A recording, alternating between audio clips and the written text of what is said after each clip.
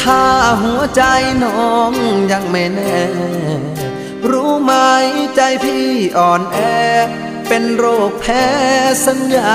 ลอยลอยสัญญาให้ไว้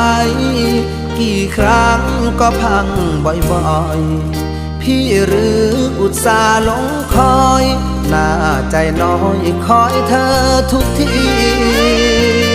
สัญญาจริงจังให้ความหวังที่ฝังใจมันจะรักกับพี่ยืนนานปากหวานยืนยันทั้งปีแต่งงานเมื่อพร้อมอย่าหอมยอมใจรักพี่ผลลัพธ์ก็คือช้ำฟรี